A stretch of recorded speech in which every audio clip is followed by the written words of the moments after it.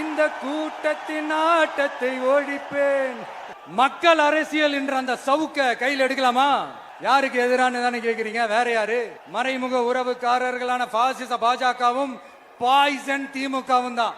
மாண்புமிகு பிரதமர் நரேந்திர மோடிஜி அவர்களே, 3வது முறையா ஒன்றியத்தோட ஆட்சி அதிகாரத்தை நீங்க தானே கையில வச்சிருக்கிறீங்க. இல்ல நாங்க தெரியாம தான் கேக்குறோம். நீங்க ஆட்சிக்கு வந்தது ஒட்டுமொத்த மக்களுக்கும் நல்லது செய்யவா, இல்ல நம்மளுடைய இந்த இஸ்லாமிய நண்பர்களுக்கும் இஸ்லாமிய தோழர்களுக்கும் எதிராக சதி செய்யவா? மக்களுக்கு உங்ககிட்ட கேட்கறதுக்குன்னு ஏராளமான கேள்விகள் இருக்குது.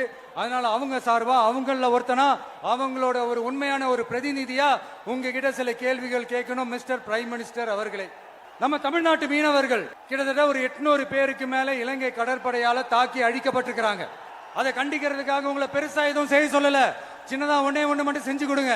இனிமேலாச்சும் எங்களுடைய மீனவர்கள் பாதுகாப்பா இருக்கிறதுக்காக இந்த கச்சத்தீவை இலங்கை கிட்ட இருந்து மீட்டு கொடுத்துருங்க. அது போதும். உங்களுடைய இந்த முரட்டு பிடிவாதத்தால நீங்க நடத்துற இந்த நீட்டு தேர்வு, அதனால இங்க என்னென்ன நடக்குதுன்னு சொல்றதுக்கே மனசு வலிக்குது.